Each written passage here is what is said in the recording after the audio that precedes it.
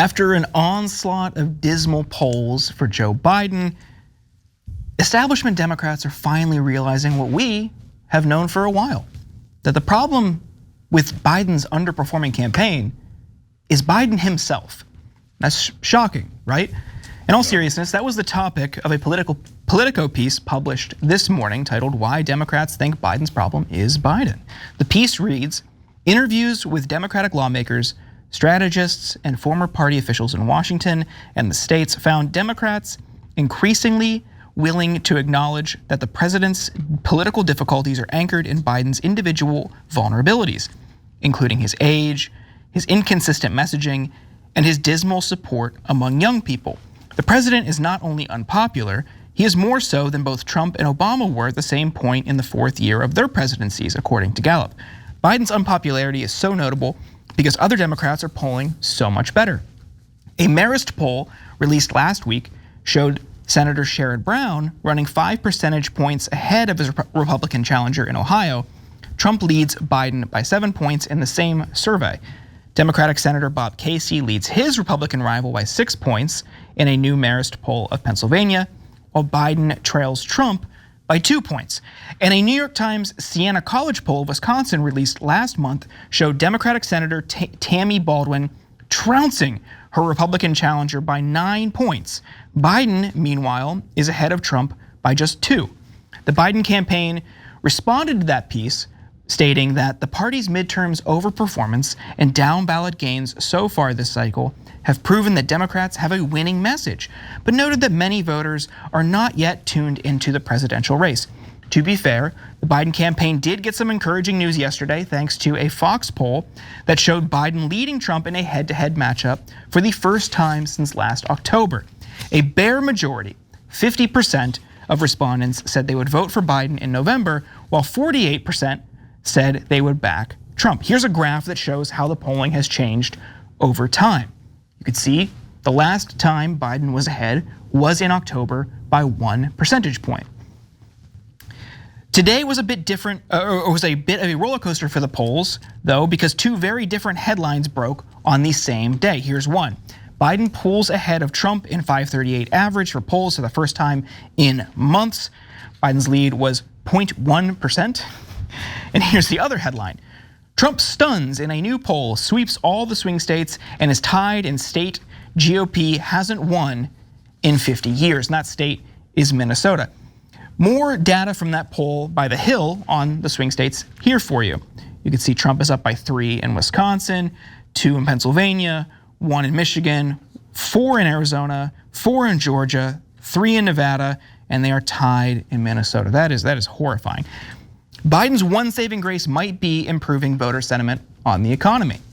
Respondents were more positive about the economy than in previous months. Nearly a third, 32% of respondents said they have an excellent or good feeling about the economy, the highest mark of Biden's presidency. Despite that, a 56% majority of respondents still had a negative outlook on the economy.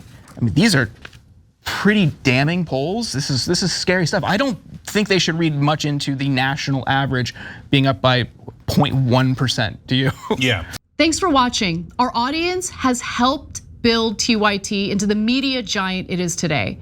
Together, we can accomplish anything. Support our work and join us at tyt.com/team. So remember, Biden won the popular vote by 4.5% last time and almost lost the Electoral College by 44,000 votes in 3 swing states. I keep reminding you of that because that means any Democratic candidate has to win by bare minimum 4.5%, and that's too close. It's just squeaker at 4.5. So let's say 5, right? That doesn't give you a lot of margin. It gives you half a point of margin, right? So you got to win by 5. So if you're up by 0.1, you're actually down about 5 points. So making up 5 points nationally is very, very difficult. So look, but the reason for that is because he wins California, New York, et cetera, by so much.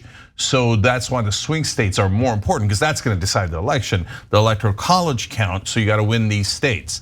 Now, as we've been telling you for a long time, he was losing ground as we accurately predicted for you guys. And we predicted it because we saw the trajectory. We're not making it up, we're just looking at numbers, right?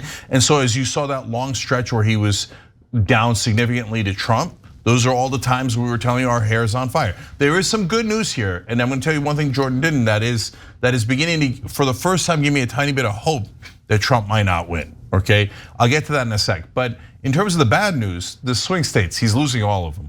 And I told you, don't sleep on Minnesota. Minnesota is not a lock because there's a lot of Muslim voters there, a lot of young voters who are upset, a lot of progressive voters who are upset. Minnesota is in trouble not because it's leaning more red, but because it has a lot of progressive voters. And they hate what Biden has done in Gaza.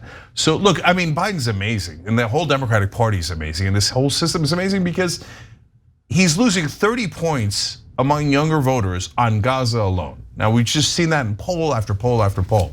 And it very, very easily could cost him the election. I mean, Minnesota and Michigan are they're the most important states to win, and they almost certainly ride on this one issue. And Biden to this day is like, nope, I'm gonna give Israel $20 billion, I'm gonna let them, and then Netanyahu screams at him and says, he's like, I'd rather lose the election than defy AIPAC.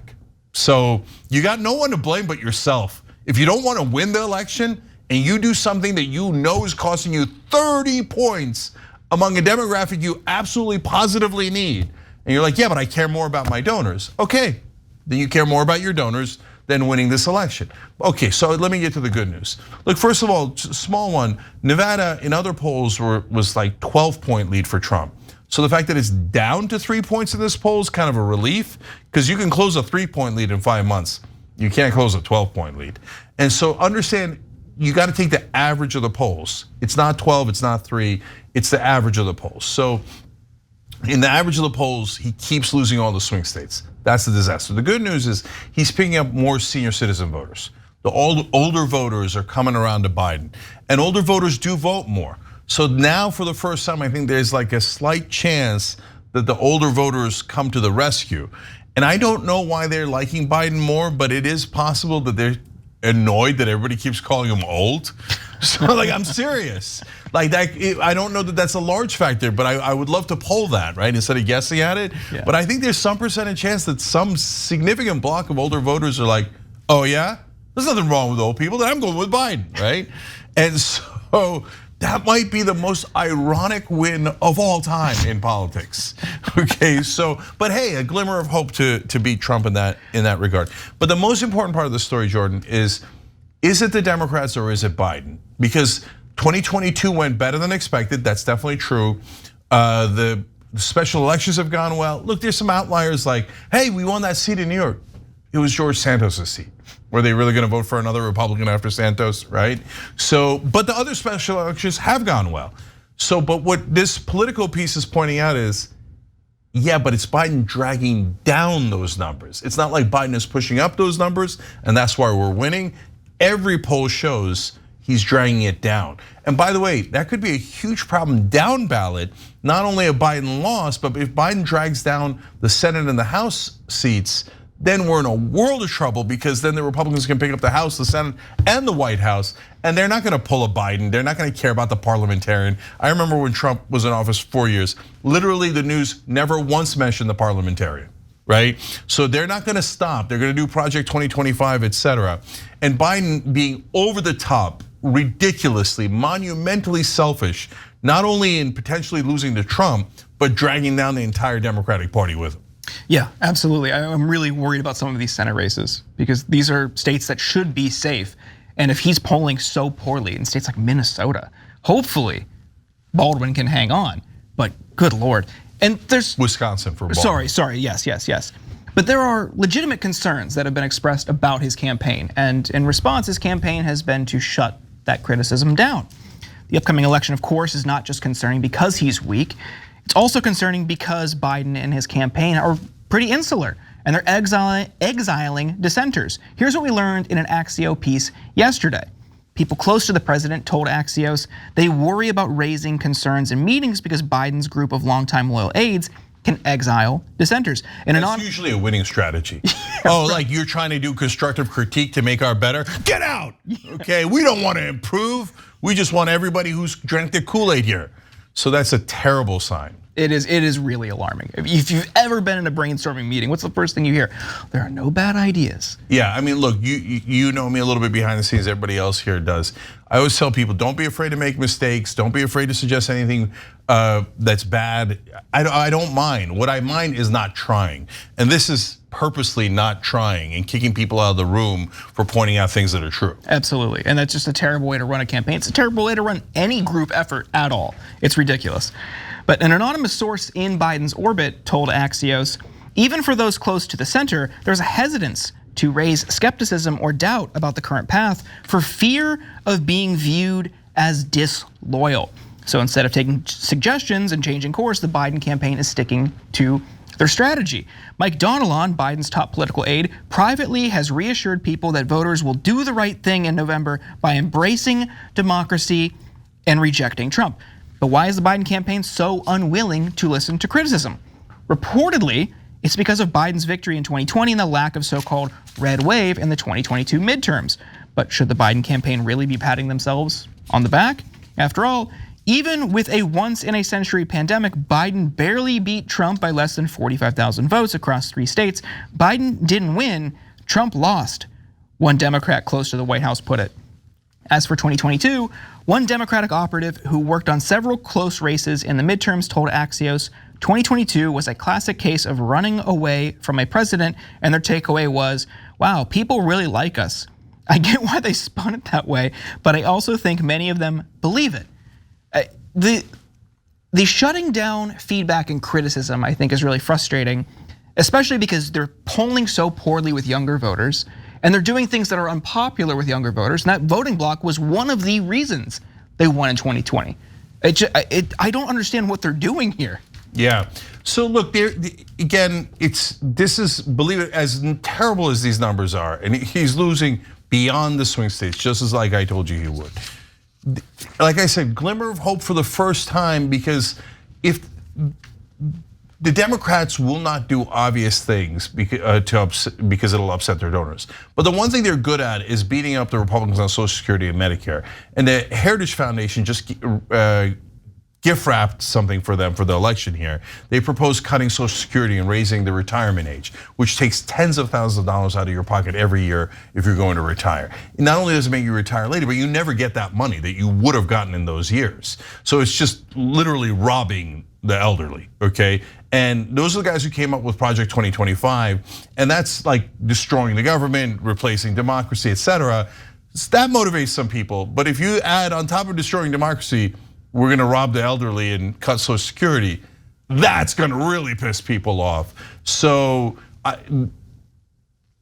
if Biden and the Democrats don't pick up that ball and run with it, then it is grotesque incompetence. But that one they probably will. They're usually pretty good at that. So you can cross your fingers on that one. But last thing is, this whole idea that that if you criticize, even constructively, Democratic leadership, that you're being disloyal, as this article alludes to. It's one of the core cancers within the Democratic Party. The Democratic Party is not supposed to be the authoritarian party where everyone has to bow their heads and, okay, yes, sir, of course, sir, whatever the leader says, sir. That's the antithesis of the Democratic Party's, at least, foundations, right? And so, and they've done that to us, they've done it to all progressives, they've done it to anyone who dared oppose the corporate donor dominance within the Democratic Party. And that's a cancer that eats away at the body. And that's why when you have a candidate that's losing every state he needs to win, instead of saying, how do we change it? They go, just kick out everyone who's disloyal and let's just run straight into the iceberg. And we think that that's the better way to go. It's obviously not the better way to go. And the people who are the most stubborn are Joe Biden. And I gotta tell you, one of the top aides in the top 3 people deciding campaign strategy is the First Lady's aide. I don't know what the First Lady's assistant has to do with the election, but Jill Biden is way more powerful inside the White House. It's a third rail in Washington. You're not allowed to talk about it because Joe will get really upset. You are not allowed to talk about my wife. Okay, no, brothers and sisters, but she interviews by herself some people that work in the administration. Well, I've never heard of a First Lady doing that.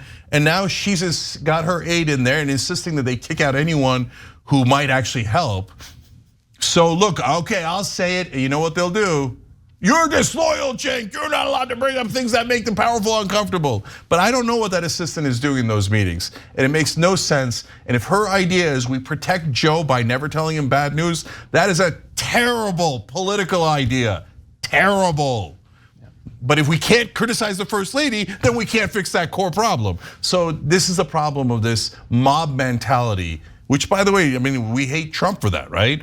He values loyalty over competence. And here we have the Biden team valuing loyalty over competence. Yeah, we're gonna be in a scenario, potentially, where these people, these young people who brought Biden to victory in 2020 don't show up, they lose, and these same Democrats who shut down any criticism or feedback that could have led that campaign to pivoting to try to win those votes, they're gonna go out and insult those same people for not showing up. We saw it after 2016. Everything that Trump did, how many times did you see or hear, well, you didn't want to vote for Hillary and now you got this. No, Hillary didn't campaign in key swing states in the run-up to the election. Hillary didn't try to win over voters who were on the fence. Hillary ran on a terrible labor campaign, an international trade campaign that she later tried to flip-flop on. These are all things that add up.